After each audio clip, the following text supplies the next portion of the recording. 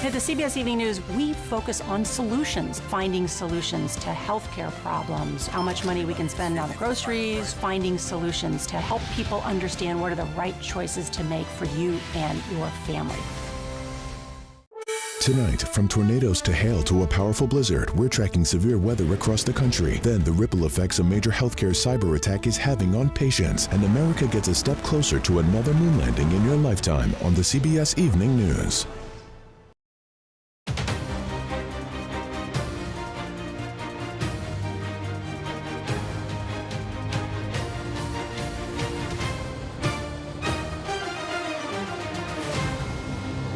I'm here at this healthcare clinic to uplift the work that is happening in Minnesota as an example of what true leadership looks like. The lawyers for Donald Trump are in a federal court in Florida today trying to get his classified documents case tossed out. It has become clear to me the Netanyahu coalition no longer fits the needs of Israel after October 7th.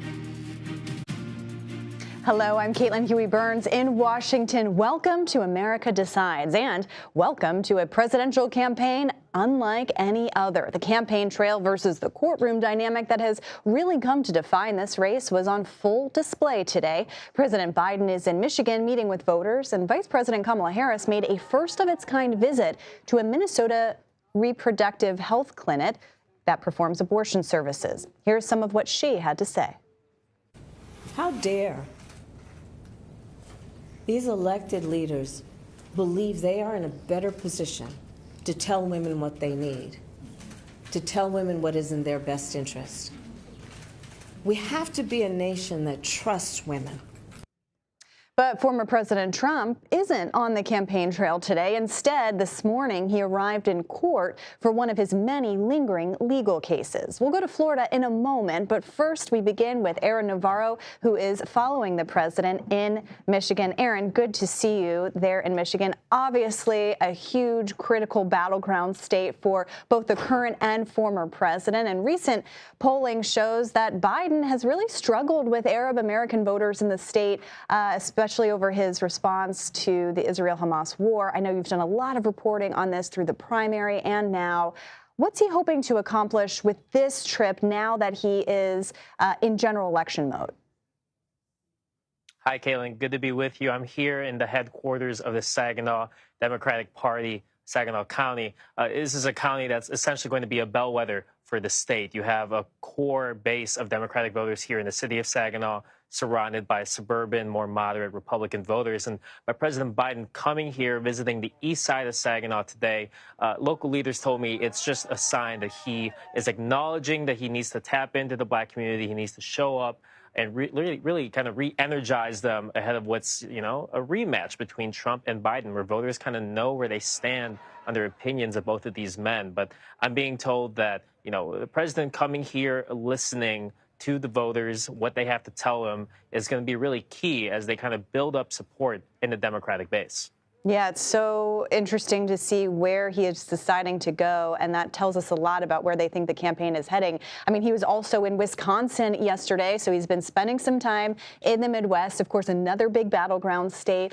How important is Wisconsin to his reelection bid?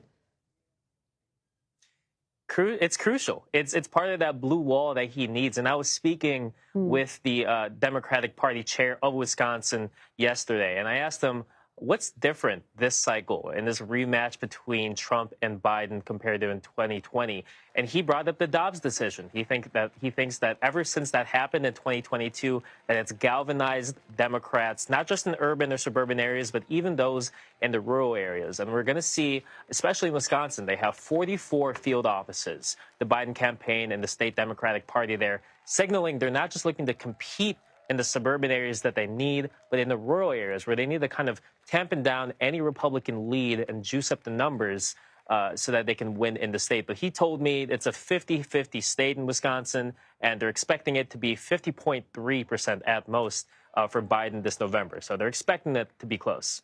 The campaign is really blanketing the Midwest this week because you have Kamala Harris, the vice president, of course, in Minnesota today. They're really leaning into abortion access as a key focal point of this campaign. She was the first sitting vice president to visit an abortion provider. What more can you tell us about this trip? I mean, it seems pretty consequential and tells us a lot about where they think this campaign is heading. Kind of the first of its kind, and they're using it as a real key contrast issue with former President Trump, Biden's presumptive nominee, of course, in November. Vice President Harris referred to him as the architect of a health crisis, and she used that word crisis a lot to kind of address some of the other states, I think in Texas and other Republican-led states that have restricted abortion since the Dobbs decision. But it's a key issue for the Democratic Party that they think will appeal to young voters. And the subtext being, a week or so ago in Minnesota, you had a similar uncommitted movement that won 11 delegates, signaling that progressives and younger voters do feel anger towards how President Biden has handled Gaza. But from talking to the state party chair there, he says that issues like abortion and democracy will still galvanize these voters to come out this November. Yeah, candidates do not go anywhere by accident. Aaron Navarro, who's earning those frequent flyer miles all over the country for us, thank you so much for your reporting. And let's go now to Fort Pierce, Florida, which is where we find our Katrina Kaufman. And I know you've been following President Trump while he was back in court for this case involving how he handled classified materials. So what happened in the courtroom today? Hi, Caitlin. Good to be with you. Today, we heard arguments about two of Trump's 4 motions to dismiss. So these were motions based on the Presidential Records Act, and then also Trump's claim that the statute he's been charged with, the Espionage Act, is unconstitutionally vague. And what really stood out to me in court today was how skeptical the judge seemed about these arguments. There was a lot of questioning of his team, a lot of pushback. She seemed to want to actually present these issues before a jury. She was discussing how maybe they could define terms in jury questions to present them during the trial. And ultimately, she just said that she didn't think that these were worthy of dismissing the indictment. This was not a final ruling, so that she's going to be weighing these issues and ruling on them promptly. Yeah, so we'll definitely be following that one. Meanwhile, I mean, there are a lot of cases to keep track of, which is why we're so glad that you're reporting on all of it for us. I want to talk about that hush money case because the Manhattan district attorney said he's willing to delay the trial for up to 30 days. I'm curious why that is. This was very surprising news this afternoon. This trial is set to start in 11 days. And just to remind people, this is the first criminal trial that's going to be prosecuted against Donald Trump. The other 3 remain in limbo right now with their trial dates. But the DA, Alvin Bragg, is saying that he's willing to consider an adjournment of the trial for 30 days because Trump's team just received tens of thousands of pages of discovery that they requested, I believe, a year ago. And so he wants to give them time to consider these documents before the case moves forward. But the judge still has to rule on this. So this doesn't actually mean the trial is being delayed. And I also want to point out that if this trial got delayed 30 days, that would bump it up against the Supreme Court arguments for Trump's immunity claim, which are taking place on April 25th. Yeah, there's so many rulings related to these cases that are so critical in terms of the timing. Katrina Kaufman following it all for us. That's a big job, so we appreciate your time and reporting. Thank you. And Senate Majority Leader Chuck Schumer is calling for the end of a Netanyahu-led government in Israel. In a scathing speech, the highest-ranking Jewish elected official in the U.S. said Prime Minister Netanyahu has, quote, lost his way. Senate Minority Leader Mitch McConnell responded. Here's some of what they both had to say on the Senate floor. As a lifelong supporter of Israel, it has become clear to me the Netanyahu coalition no longer fits the needs of Israel after October 7th. Make no mistake, the Democratic Party doesn't have an anti-Bibi problem. It has an anti-Israel problem. Israel is not a colony of America. Several Senate Democrats have been calling on the president to halt supplying weapons to Israel until they do away with restrictions on U.S.-backed humanitarian aid entering Gaza. And No Labels is inching closer to launching a third-party presidential ticket. The group's national convention chair, he joins us next to explain why. You're streaming America Decides.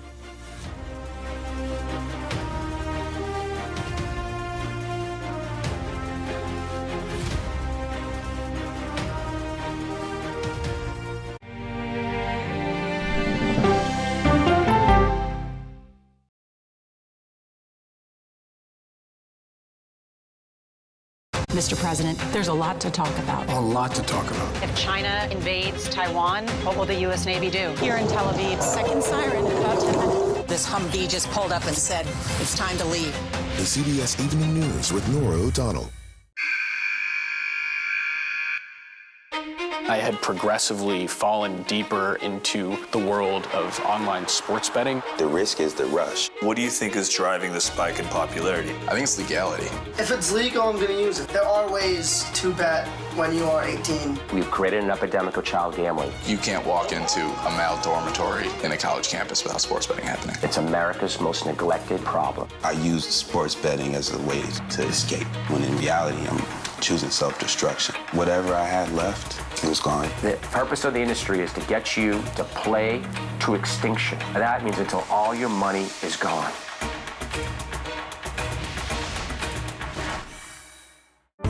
Stories start with the who, what, when, and where. But it's why it's important to you that matters most. Knowing what to ask is how you open the door to a deeper understanding. See you on Prime Time, streaming free everywhere. An original documentary from CBS reports. That desired farm is a wonderful place to raise children, and it still is. Promises broken. Black Americans have been the target of racism and discrimination pretty much from the time they acquired ownership in the land.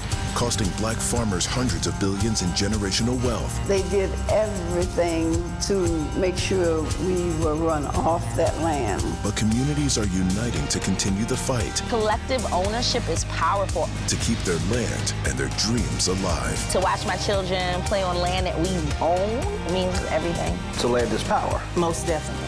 40 Acres and a Mule, now streaming on the free CBS News app.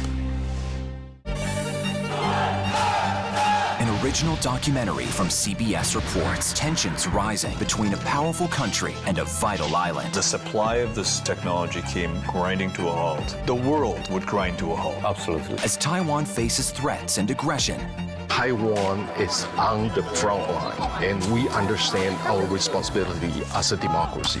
We cannot fall. CBS News examines whether they can defend themselves. Putin, Ukraine, China, Taiwan, they are manifestations of the battle between autocracy and democracy. And that is a fight that we're all engaged in. Defending Taiwan, now streaming on the free CBS News app.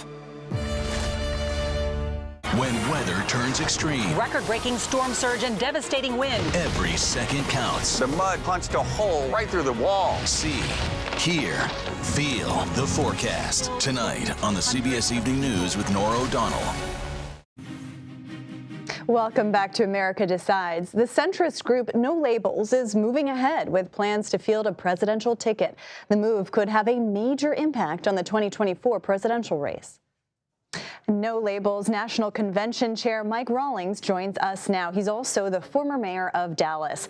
Mike, good to see you. Thanks so much for being here. So we have this matchup now between President Biden and former President Donald Trump. And in recent weeks, No Labels has been moving forward with plans to put forward an alternative unity ticket this election year. But how exactly will that process work? Well, we're at a key point in the whole process. For the last 5 months, we've been interviewing delegates, over 800 delegates, asking them what they want in a presidential candidate, what they want in leadership in America. Last week, they said, please move ahead with this. Let's get serious talking to folks. So we've created an organization called the Country Over Party Committee, a group of citizen leaders that are interviewing candidates who are vetting their backgrounds, strategizing about can they fit the bill for what we want. At that point, a nomination will come out of that committee, and then we will take it to the floor of our convention, our virtual convention of over 800 people, and we will take a vote by citizens in all 50 states to decide, is this the candidate and is this the ticket that we want to endorse? It's going to take a little time, but this is very important for America, and I'm very pleased about our process is well thought out. And what exactly is the timeline? When would we expect an announcement of a candidate? I don't think you should expect it next week. I don't think it may be in April. It may be, look, we got to get this done before the spring to get the campaign going. But time's not the critical issue here. It's making sure we have the right ticket to see a pathway for success to the White House. And looking at what that ticket would be like, you've had several candidates who have essentially said no, at least publicly. Is your group considering a Republican? I know that former Georgia Republican Lieutenant Governor Jeff Duncan has been named as someone who may be interested. Can you confirm that he's in the running? No, I'm not going to confirm any names. I will tell you this, that I think it's the attitude of the delegates and the country over party committee that probably a Republican should be at the top, a Democrat second, because we want to make sure that we take votes away from Donald Trump in this process. So that's the framework that we've been going into at this point. I mean, it's interesting because over the past 24 hours, you've had an outside group announced to kind of run against third-party candidates. You also have the Biden or the DNC announcing a similar type of team within the DNC to run opposition on third-party candidates. What does that tell you? Is that concerning to you? Well, first of all, it tells me that they're concerned about their ticket. And they are trying to put a focus on us, which, thank you. We like the focus because what we're doing here is very important. We're talking to the common sense majority of America. And one of the things is a lot of people don't know what we're doing. So the more focus, probably the better in that regards. Look, we didn't create the dilemma that's out there right now, where 70% of America wants neither candidate. And we've got approval ratings at an all-time low. And we've just got to make sure that we get America going in the right direction here.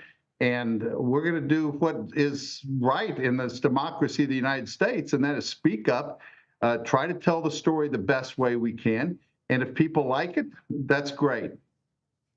And what exactly is your goal here? Is your goal to win the presidency or just send a message? Because so far you're only on the ballot in 13 states. How would you, what is the plan to get on the ballot everywhere? Well, first of all, we're in it to win it, as we've said. We're not just trying to send a message. We are trying to make sure this movement stays alive in the future. We're very pleased that we're on those ballots. We're in process in 15 other states, and we see our way in the middle of May to get to 35. At some point, the candidate's campaign has to take over because of state laws, and so we've made progress. And I think it's important to know that Ross Perot, back in the day, was only getting signatures at this time. So we're well ahead of that process. All right. Well, we will stay tuned, and we thank you so much for joining us, Mike Rollins. Thank you. We will talk to you soon. Thank you. And coming up next, we'll bring in our political panel to assess new CBS polling out of that big battleground state of Georgia. You're streaming America Decides.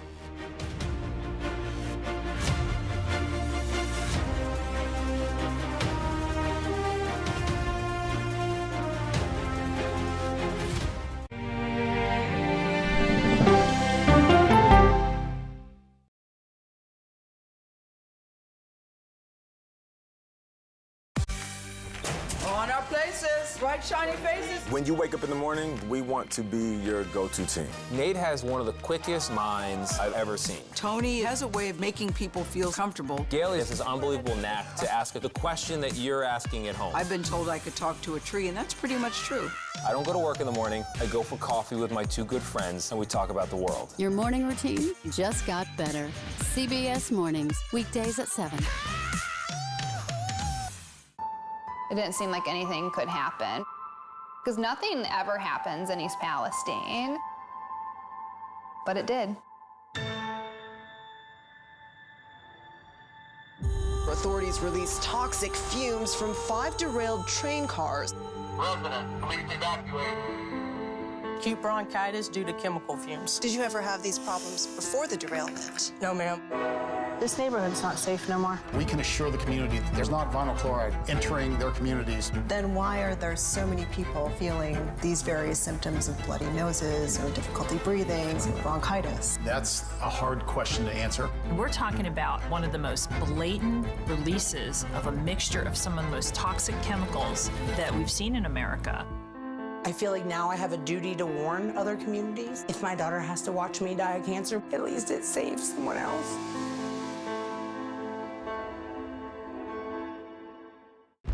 This case. It's like a screenplay, something straight out of Hollywood. But it's not fiction. It's 48 hours. Human remains found this week. 4 families shattered. There's no physical evidence. The mystery would haunt investigators for years. There's some questions that have to be asked and need to be answered. Like a John Grisham novel. A gripping true crime original. 48 hours. Now streaming on the free CBS News app. This is CBS.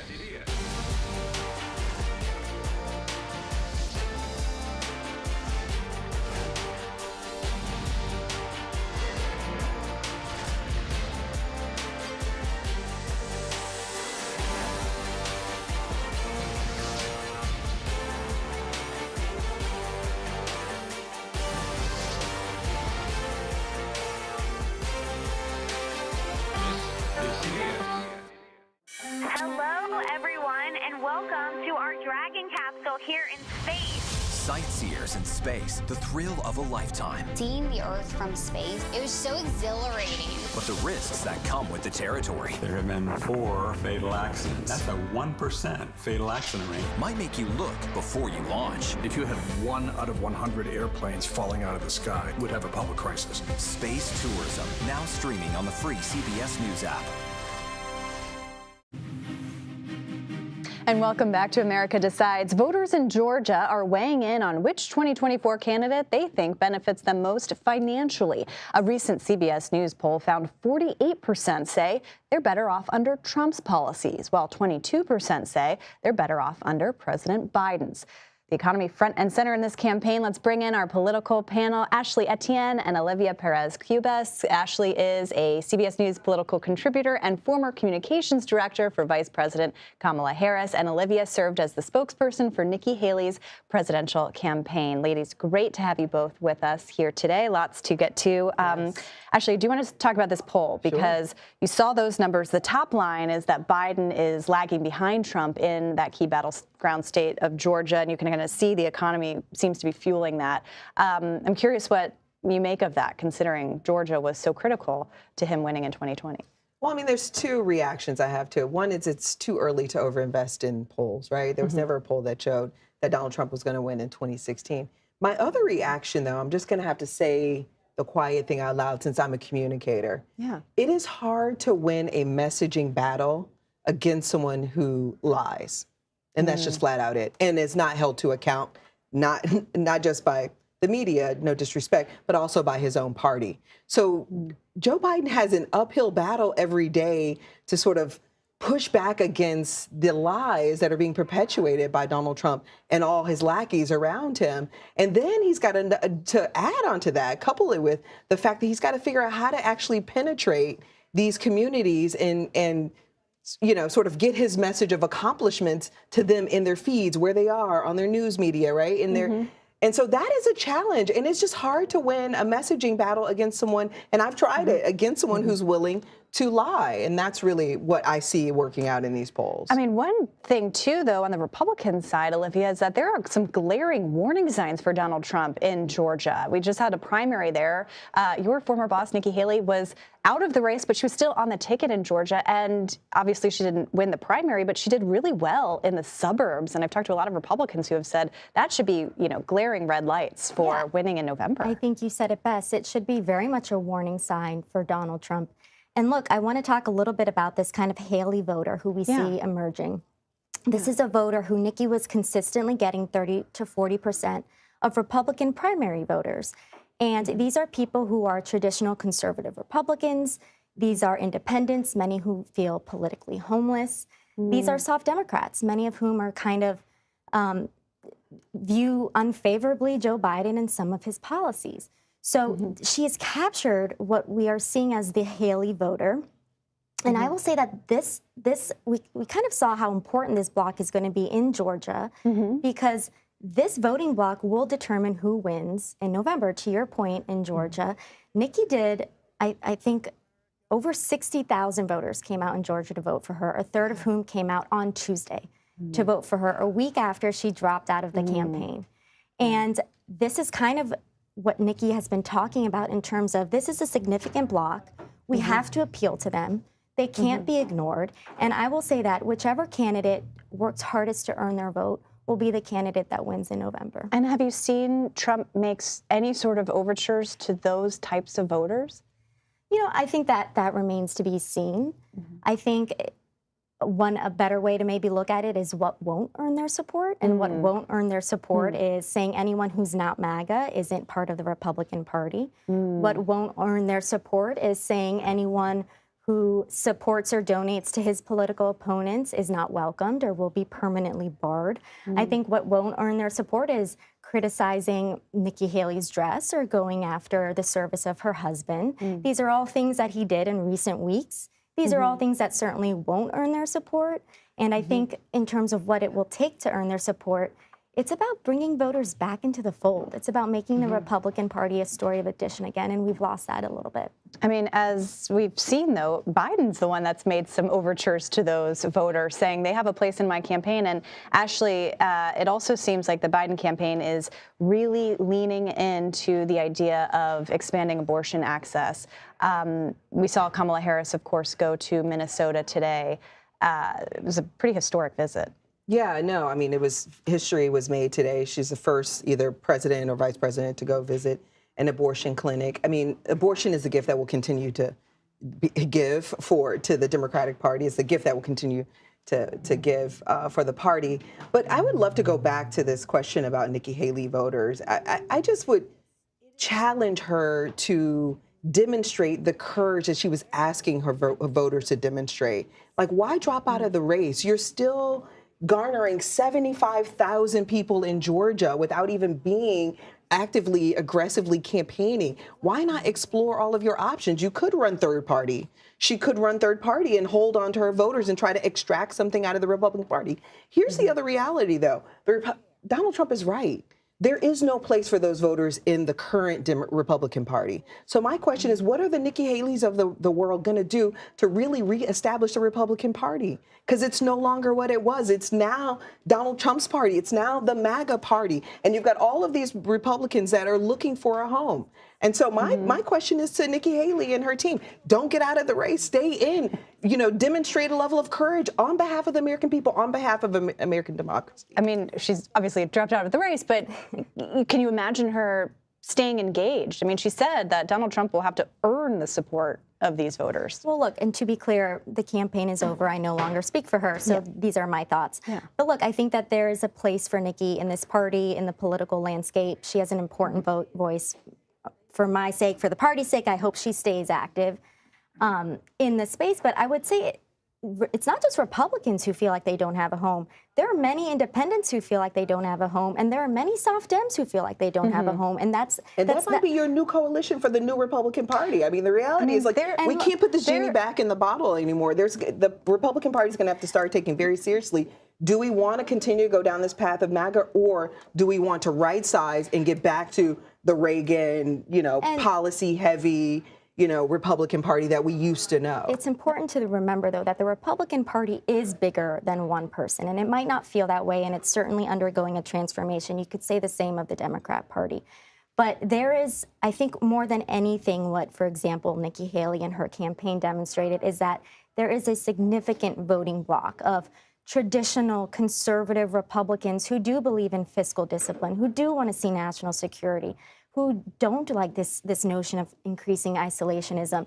There's a space for them. They are a bloc that cannot be ignored. And if they are ignored, Republicans will lose up and down the ticket. Yeah, they will continue to lose. I think let me just respond, if you don't mind, to Olivia's point. Joe Biden in the last election, 2020, built a coalition most voters ever secured by any presidential candidate.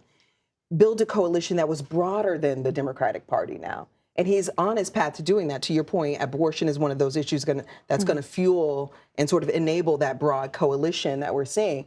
So I see we're headed down a trajectory of continuing to broaden and growing our party, whereas on the other side, clearly what Nikki Haley demonstrated in Georgia is the Republican Party is shrinking.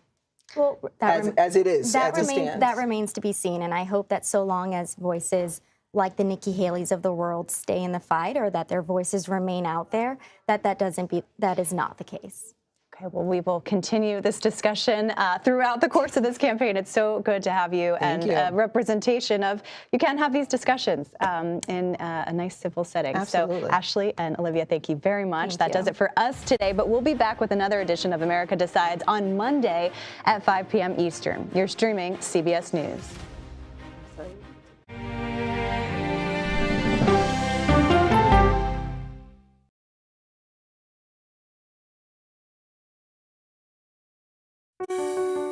Washington is the seat of power. National security, foreign policy, global economics, every story comes through Washington in some way.